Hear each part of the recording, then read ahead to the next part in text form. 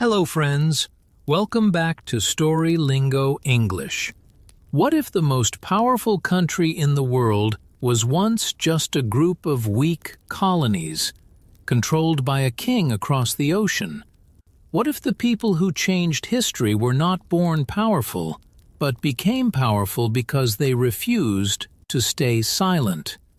This is the real story of how 13 colonies began their journey toward becoming the United States. In the mid-1700s, the eastern coast of North America was controlled by Britain. There were 13 colonies, and each one had its own economy, culture, and local government. But all of them answered to the British Crown. At that time, many colonists still felt loyal to Britain. They considered themselves British citizens. They traded with Britain, spoke the same language, and followed British laws. But things began to change after a major global conflict, the 7 Years' War. This war was very expensive for Britain. After it ended in 1763, Britain had a large amount of debt. The British government decided that the American colonies should help pay for the cost of the war, so they introduced new taxes. One of the most famous was the Stamp Act. This law required colonists to pay a tax on printed materials, newspapers, legal documents, and even playing cards. For people like printers, lawyers, and merchants, this was a serious problem. But the issue was not just money. The real problem was this: the colonists had no representatives in the British Parliament. They had no voice in the decisions that affected their lives. This led to a powerful idea: no taxation without representation. This phrase spread quickly across the colonies. One of the early voices against British control was Samuel Adams. He helped organize resistance and encouraged people to speak out. At the same time, groups like the Sons of Liberty began to form. They protested, sometimes peacefully, and sometimes violently. Tension continued to rise. In 1770, the situation became deadly. In the city of Boston, a group of colonists confronted British soldiers. The crowd was angry. The soldiers were nervous. Then, suddenly, shots were fired. 5 colonists were killed in what became known as the Boston Massacre. This event shocked the colonies. News spread quickly. Many colonists began to see British soldiers not as protectors, but as a threat. Among those who reacted strongly was Paul Revere, who created an engraving that showed the event in a dramatic way, increasing anger toward Britain. But the conflict did not stop. In 1773, Britain introduced another tax, this time on tea. It was called the Tea Act. Colonists were frustrated. They had protested before, but nothing seemed to change. So, on a cold night in December 1773, a group of colonists took action. They boarded British ships in Boston Harbor and threw hundreds of chests of tea into the water. This event became known as the Boston Tea Party. It was a bold and dangerous move. Britain was furious. In response, Britain passed a series of harsh laws known as the Intolerable Acts. These laws punished the colony of Massachusetts. They closed Boston Harbor and limited self-government. Instead of calming the situation, these laws united the colonies even more. For the first time, leaders from different colonies decided to meet and discuss their future. In 1774, they gathered at the First Continental Congress. This was a very important moment. Colonies that were once separate and divided were now beginning to act together.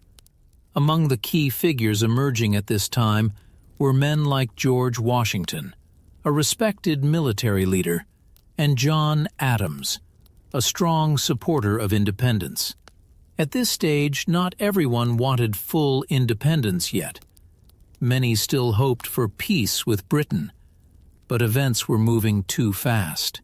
In April 1775, the situation turned into open war. British troops were sent to seize weapons stored by colonial militias in Massachusetts. But the colonists were ready. Local militias met British soldiers in the towns of Lexington and Concord. Shots were fired. This became the beginning of the battles of Lexington and Concord. No one knew exactly who fired the first shot, but after that moment, there was no turning back. War had begun. Soon after, the colonies formed a continental army. They chose George Washington as the commander. Washington was not the most experienced general in the world, but he had something important: discipline, patience, and determination. The early days of the war were very difficult. The American forces were not well trained. They lacked supplies, weapons, and organization. Meanwhile, Britain had one of the strongest armies in the world. Still, the colonists continued to fight. As the war continued, the idea of independence became stronger. One of the most important voices supporting independence was Thomas Paine. In 1776, he published a pamphlet called Common Sense. It was simple, clear, and powerful. He argued that it was time for the colonies to break away from Britain completely. His ideas reached thousands of people and changed public opinion.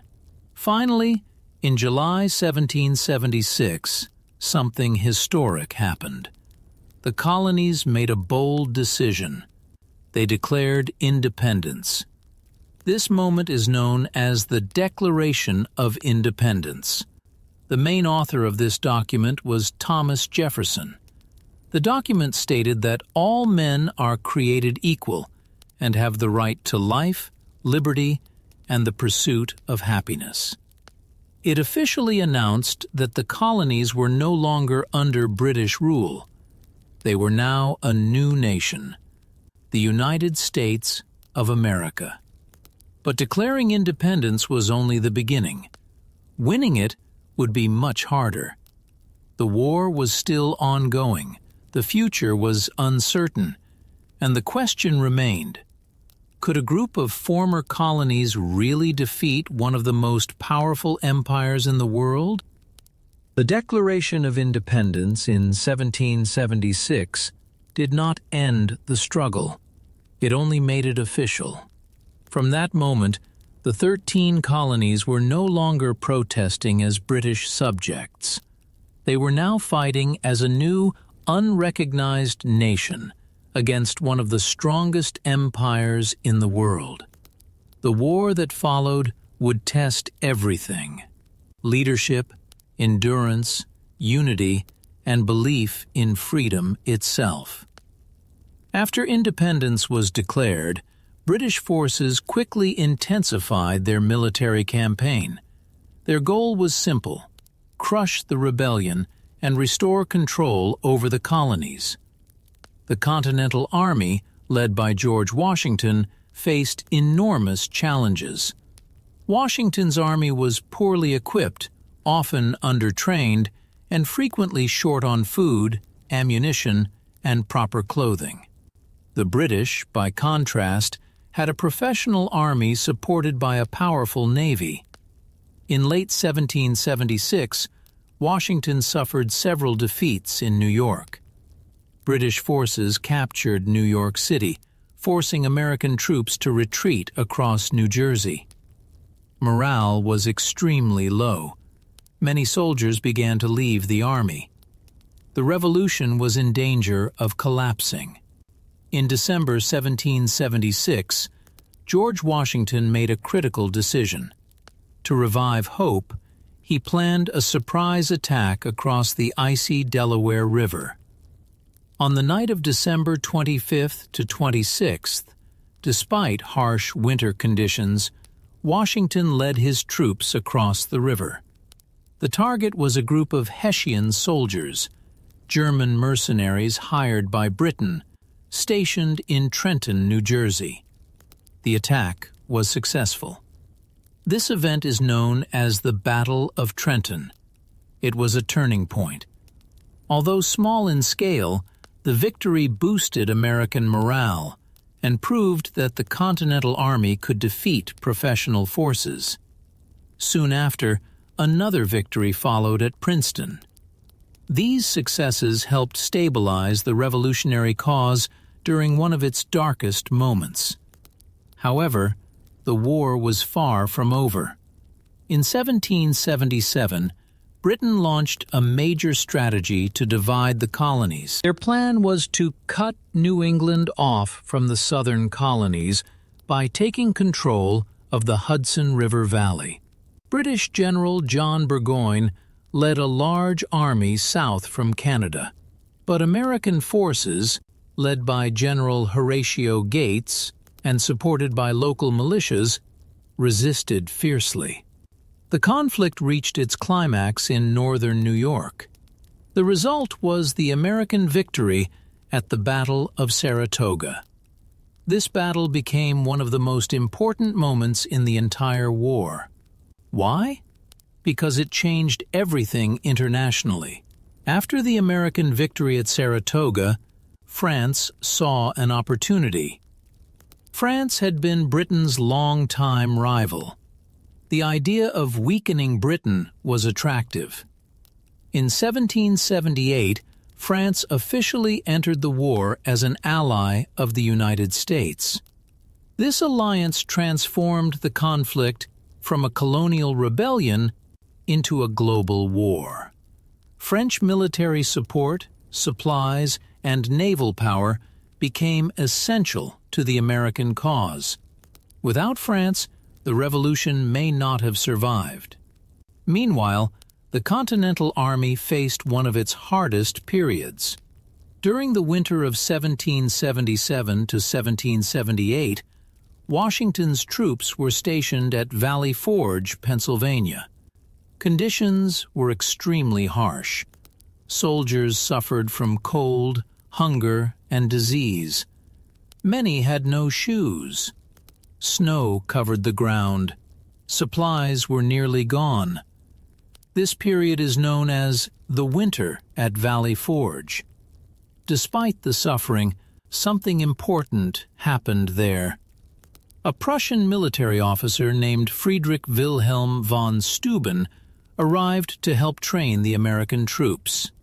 He introduced discipline, drills, and better military organization. Over time, the Continental Army became stronger, more structured, and more capable of standing against British forces. Valley Forge became a symbol of endurance and transformation. In the southern colonies, the war also continued with brutal intensity. Battles were fought in South Carolina, Georgia, and North Carolina. Control shifted repeatedly between British and American forces. One of the most effective American commanders in the South was Nathaniel Greene. He used smart tactics, avoiding large direct battles, and instead weakening British forces through smaller engagements and constant pressure. This strategy slowly drained British resources and morale. By 1781, the war reached its final stage. British General Lord Cornwallis moved his army into Virginia, expecting support from British naval forces. But the French Navy played a decisive role. French warships blocked British escape routes by sea. At the same time, George Washington saw an opportunity. He coordinated a combined American and French force to trap Cornwallis. The final major confrontation took place at Yorktown. This event is known as the Siege of Yorktown. For weeks, American and French forces surrounded British troops. Under constant pressure, Cornwallis realized escape was impossible. On October 19, 1781, he surrendered. The fighting was effectively over. The surrender at Yorktown did not immediately end the war diplomatically, but it marked the collapse of British hopes to regain control of the colonies. When news reached Europe, it shocked the world. A group of former colonies had defeated one of the most powerful empires on Earth. Still, peace had not yet been formally established. Negotiations continued for years. Finally, in 1783, the war officially ended with the signing of the Treaty of Paris, 1783. Britain recognized the independence of the United States. The 13 colonies were now officially a new nation. But victory did not mean stability. The new United States was fragile. It had no strong central government, no unified economy, and deep disagreements between states. The revolution had succeeded in breaking away from Britain, but building a functioning country was a completely new challenge. As George Washington reflected on the war, he understood something important. The revolution had not been won by one battle, one leader, or one moment. It had been won by endurance, unity, and sacrifice over many years. Soldiers, farmers, leaders, and ordinary citizens had all contributed. And yet, the future remained uncertain. The war for independence was over, but the real experiment, the creation of a new nation, was just beginning, and the world was watching closely. The war was over, but peace did not mean stability. When the United States officially became independent after the Treaty of Paris, 1783, the country was left extremely fragile. The 13 former colonies had won freedom, but they were still far from being a united nation. There was no strong central government. Each state acted almost like its own country. They had different laws, currencies, and even rival interests. Trade was difficult, taxes were inconsistent, and cooperation was weak. Independence had been achieved, but survival was not guaranteed. One of the biggest problems was the weakness of the national system under the Articles of Confederation. The central government had almost no real power. It could not properly collect taxes, regulate trade, or enforce national laws. Many leaders began to realize something dangerous. If nothing changed, the United States might collapse into internal conflict or break apart entirely. Among the strongest voices for unity was George Washington, who had already become a national symbol after leading the army during the war. In 1787, a decisive meeting took place in Philadelphia. This gathering is known as the Constitutional Convention. Delegates from different states came together with one urgent mission: to design a system strong enough to hold the nation together, but balanced enough to avoid tyranny. The debates were intense. Some feared a powerful central government would become another monarchy like Britain. Others believed without stronger unity, the nation would fail. One of the key architects of the solution was James Madison. After long negotiation, they created a new framework: the United States Constitution. It introduced a system of checks and balances, dividing power between 3 branches of government to prevent any single authority from becoming too strong. In 1789, the Constitution came into effect, and George Washington became the first president of the United States. His leadership set many important precedents. He focused on unity, stability, and respect for democratic principles. One of his most important decisions was stepping down after 2 terms, showing that leadership in America was not meant to be permanent power. This became a foundation of American democracy. In the early 1800s, the United States began to expand rapidly. One of the most significant moments came in 1803 with the Louisiana Purchase from France under Napoleon Bonaparte. This doubled the size of the country and opened vast lands for settlement and exploration. Explorers Meriwether Lewis and William Clark mapped these new territories, expanding the nation's understanding of its own land. But expansion also brought conflict. Tensions with Britain returned, leading to the War of 1812. Although the war ended without major territorial changes, it strengthened American identity. The country began to see itself not as a collection of former colonies, but as a unified nation with its own path. As the 19th century progressed, the United States expanded westward. Railroads connected distant regions. Cities grew rapidly. Industry transformed the economy. But beneath this growth, serious internal tensions were building, especially over slavery, political power, and regional differences. These conflicts would eventually lead to the Civil War, one of the most defining struggles in American history.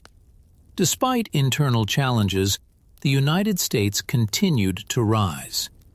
By the early 20th century, industrial power and technological growth had transformed the country into a global force. Its involvement in World War I and later World War II positioned it as one of the most influential nations in the world. After World War II, the United States emerged as a global superpower, shaping international politics, economics, and technology on an unprecedented scale. What began as 13 struggling colonies under British rule had become a nation that influenced the entire world. But this transformation was not the result of a single moment. It was built through decades of struggle, debate, war, and rebuilding. From rebellion to constitution, from survival to global leadership, the United States became a symbol of how nations are not born powerful. They are built. But here is the real question history leaves us with. How did a small group of divided colonies, once powerless under an empire, manage not only to win independence, but eventually rise to shape the rules of the entire modern world? The answer is not just in battles or leaders. It is in the idea that once freedom is believed in strongly enough, no empire, no system, and no obstacle can stop it from growing.